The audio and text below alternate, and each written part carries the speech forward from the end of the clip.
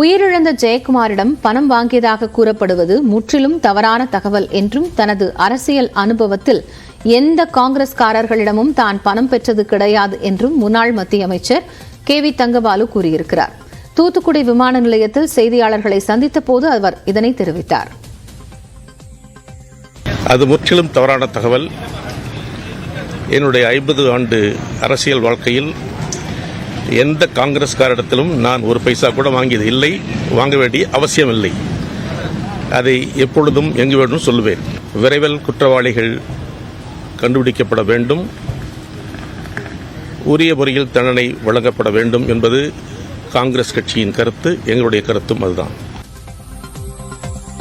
முதலமைச்சராக பொறுப்பேற்று 3 ஆண்டுகள் நிறைவடைந்த நிலையில் சென்னை மெரினாவில் உள்ள மறைந்த முன்னாள் முதலமைச்சர் கருணாநிதி நினைவிடத்தில் மரியாதை செலுத்தினார்.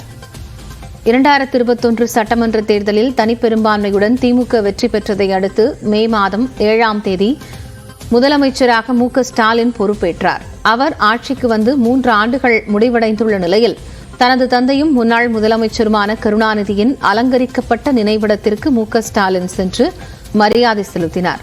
முதலமைச்சருடன் அமைச்சர்கள் துரைமுருகன், பொன்முடி, சேகர் பாபு, ஏவ வேலு, MRK பன்னீர்செல்வம், திமுக பொருளாளர் TR பாலு ஆகியோரும் உடனிருந்தனர்.